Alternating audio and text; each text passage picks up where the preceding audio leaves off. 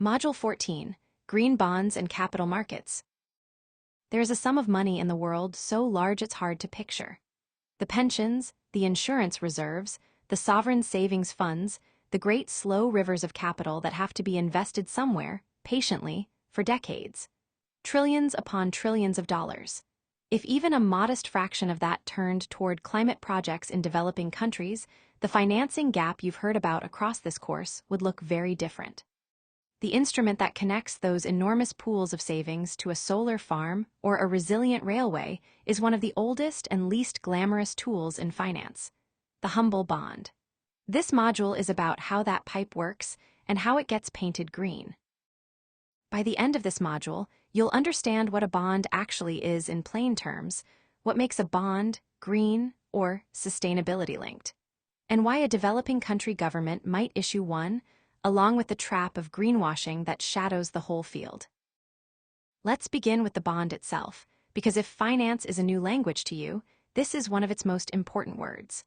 A bond is simply a loan, but sliced up and sold to many lenders at once. When a government or a company needs to borrow a large amount, more than any single bank wants to hand over, it can instead issue a bond. Think of it as writing a large number of identical IOUs and selling them to investors. Each investor hands over money today, and in return the issuer promises two things: to pay a fixed amount of interest every year and to pay back the full original sum on a specific future date. That's it. You lend me money, I pay you interest each year. On the agreed date, I return your money. A bond is a promise to pay, sold in the open market. A few pieces of vocabulary will make everything else clear. The original sum borrowed is called the principal, or the face value. The annual interest payment is called the coupon, an old word, from the days when bonds were paper certificates with little tear-off coupons you'd clip and redeem for your interest. The date the principal must be repaid is the maturity. So a 10-year bond with a 5% coupon means, you lend me 100, I pay you 5 every year, and after 10 years at maturity, I give your 100 back. If you understand that sentence, you understand bonds. Now, why would a country borrow this way instead of just taking a loan from a bank or the World Bank? Because the bond market is vast and it lets you reach thousands of lenders at once: pension funds, insurance companies, investment funds all over the world. If your country has a decent reputation for paying its debts, issuing a bond can raise a very large amount, sometimes more cheaply than a bank loan, and on terms you set. The interest rate you have to offer depends on how risky lenders think you are. A rock-solid government pays a low coupon because everyone trusts it to repay. A government seen as risky has to offer a higher coupon to tempt lenders to take the chance. That extra interest a riskier borrower must pay is one of the deep unfairnesses running through climate finance, and it's a thread we'll pick up again in the final module. 2 more concepts and you'll have the full picture of how a bond lives in the world. The first is the credit rating. Specialized agencies, you'll hear the names Moody's, Standard & Poor's, Fitch, assign each borrower a grade, a bit like a school report that sums up how likely they are to repay. A top grade, AAA, means the market treats you as almost certain to pay, so you can borrow cheaply.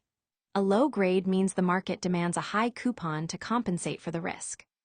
Most developing countries carry lower ratings, often below what's called investment grade, which pushes their borrowing costs up sharply, sometimes several percentage points higher than a rich country pays for the very same project.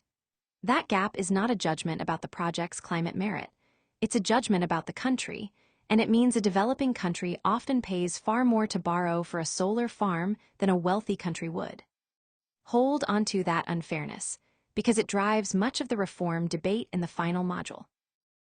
The second concept is the secondary market.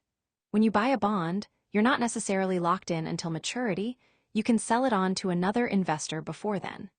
That resale marketplace is the secondary market, and it matters because it makes bonds liquid, meaning easy to buy and sell, which is exactly what large, cautious investors need. A pension fund is far more willing to lend if it knows it can sell the bond later if it needs the cash. So the existence of a deep, liquid market is part of what makes bonds able to raise such enormous sums in the first place. So that's a plain bond. What makes a bond green? Here's the honest answer, and I want you to hold on to it because it explains most of the controversy in this field. A green bond is, financially, almost exactly the same as an ordinary bond.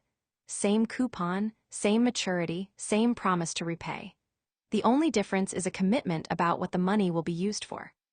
When an issuer sells a green bond, they promise that the proceeds will go specifically to environmentally beneficial projects: renewable energy, clean transport, water systems, climate-resilient infrastructure. It's a use of proceeds label. The money is ring-fenced, in principle, for green things. If a green bond pays the same interest and carries the same risk as a normal bond, why would any issuer go to the extra trouble of labeling it green? What's in it for them? A few real things. First, it opens the door to a growing set of investors who are mandated to put money into sustainable assets, funds that, by their own rules, must hold green-labeled instruments. Reaching those buyers can widen your pool of lenders and sometimes let you borrow a touch more cheaply. Second, it's a discipline and a signal. Issuing a green bond forces a government to identify a credible pipeline of green projects and to report on them, which builds its own institutions. And third, it's reputational. It tells the world and your own citizens that you're serious about the transition. The savings on the interest rate are usually small or debated, so the honest reasons are access to new investors, institutional discipline, and signaling. That's genuinely useful, but notice, it's also exactly why the temptation to cheat exists. Green bonds are the best-known member of a wider family you'll hear called thematic bonds or labeled bonds. Alongside green bonds, there are social bonds, whose proceeds fund things like affordable housing or healthcare, and sustainability bonds, which mix green and social uses. For a developing country, one especially relevant cousin is the sustainability-linked bond, and it works on a completely different principle, so let me draw the distinction sharply. A green bond is about where the money goes. A sustainability-linked bond is about what the issuer promises to achieve. With a sustainability-linked bond, the borrower can spend the money on anything, but they commit to hitting a specific sustainability target by a certain date, say, cutting their emissions by a set amount or reaching a share of renewable power. And here's the clever part. The interest rate is tied to that promise. If the issuer misses the target, the coupon steps up, they have to pay more interest as a penalty, so the incentive is baked into the money itself. Chile, for example, became known for issuing sovereign sustainability-linked bonds tied to national climate targets. The green bond disciplines the spending, the sustainability-linked bond disciplines the outcome. Both have their place, and both can be gamed if the targets are weak. Which brings us to the shadow over this whole field: greenwashing. Greenwashing is when something is dressed up as environmentally beneficial without genuinely being so, when the label is greener than the reality. In the bond world, this takes concrete forms. An issuer might label a bond green but fund projects that barely move the needle, or that would have happened anyway. A gas project might get relabeled as a transition investment. A company might issue a green bond for one small clean project while the vast bulk of its business keeps polluting, and then wave the green label around as if the whole enterprise had changed. The financial promise is honest, they'll repay you, but the environmental promise is inflated. So how does anyone police this? This is where taxonomies come in, and it's worth defining the word carefully because you'll hear it constantly. A taxonomy, in this context, is an official classification system, a rulebook that spells out precisely which economic activities count as genuinely green and which do not. Think of it as a dictionary that settles arguments. Is a hydro dam green? Is nuclear? Is a gas plant that replaces coal? A taxonomy gives an authoritative yes or no, with thresholds. The European Union built the most famous and most demanding one, and a growing number of countries in Asia and elsewhere, including within ASEAN, have developed their own taxonomies, sometimes with a traffic light approach that marks activities as green, amber, or red rather than a hard yes or no. The purpose is the same everywhere: to make the word green mean something specific so that a green label can be checked rather than merely claimed. Alongside taxonomies, the market leans on independent review. Before issuing a green bond, a serious issuer will usually get what's called a second-party opinion. An outside expert reviews the bond's framework and confirms it genuinely aligns with recognized green principles. And after issuing, the issuer is expected to report regularly on where the money actually went and what environmental benefit it produced. Standards, review, and reporting. Those are the three defenses against greenwashing, and none of them is perfect, which is why your judgment as a practitioner still matters. This all sounds like machinery for rich, sophisticated countries. Can a smaller developing country, with a modest economy and a shaky credit rating, realistically issue a sovereign green bond at all? Yes, and a growing number have. Sovereign here just means the bond is issued by a national government rather than a company. Countries like Nigeria, Egypt, Indonesia, Chile, and Colombia have all issued sovereign green or sustainability bonds, and Indonesia pioneered a sovereign green sukuk, a version structured to comply with Islamic finance principles. It isn't effortless. You need a credible pipeline of eligible green projects, the institutional capacity to track the money and report on it, and enough standing in the market that investors will lend to you at a tolerable rate. For the poorest and most indebted countries, that last condition is the real barrier, not the greenness, but the borrowing itself, because taking on more debt in hard currency can be dangerous, a problem this course has flagged before. But for a middle-income developing country with reasonable institutions, a sovereign green bond is a very real and increasingly well-trodden path. There's a close cousin of the green bond that's especially relevant to coastal and ocean nations, and it's worth a moment because it ties back to an earlier module. It's the blue bond, a bond whose proceeds fund ocean and marine projects, like sustainable fisheries or coral reef and mangrove protection. The Seychelles issued the world's first sovereign blue bond, and some of these deals have been cleverly linked to debt restructuring, so that a country refinances expensive old debt on cheaper terms and, in exchange, commits the savings to marine conservation. The debt for nature swap idea an earlier module described. You don't need the mechanics here, just notice that the bond is a flexible container. Once you understand the basic promise to pay at its core, you can see the same structure being adapted again and again. Green, social, sustainability, blue, each one pointing the same familiar money at a different purpose. You may also hear the term greenium, which is finance speak for a green premium. The idea is that strong demand for green-labeled bonds can let an issuer borrow very slightly more cheaply than on an identical ordinary bond, a small discount for being green. In practice, the greenium is usually tiny and comes and goes, so don't build a business case on it. The honest reasons to issue green remain the ones we covered: reaching new investors, building institutional discipline, and signaling seriousness.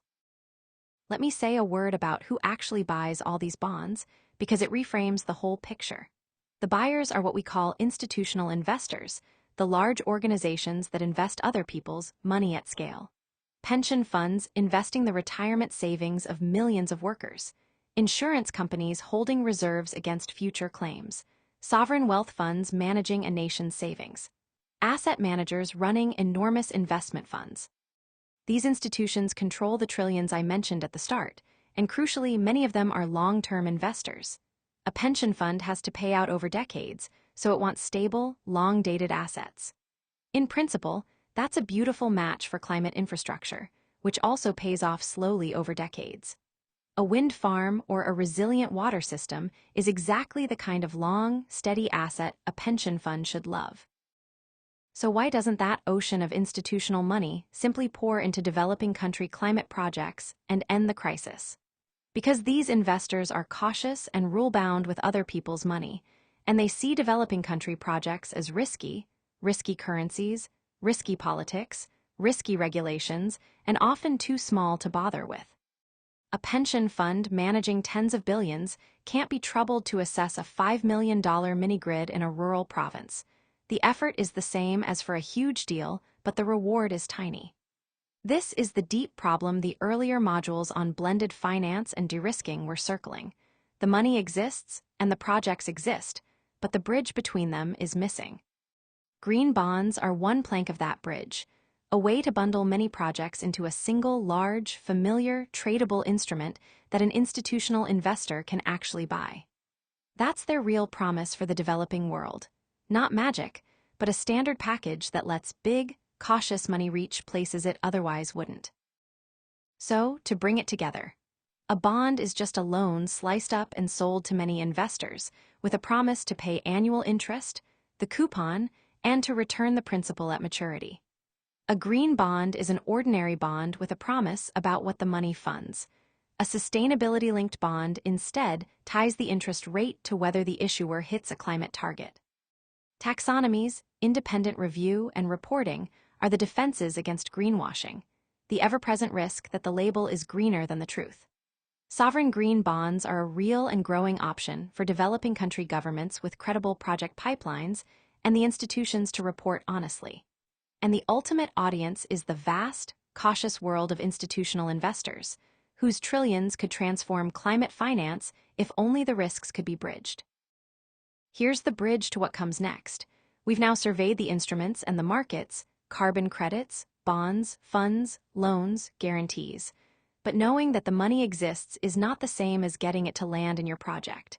In the next module, we get intensely practical, how a real proposal actually moves from an idea in a provincial office to money in a project account. Let's talk about accessing the funds in practice.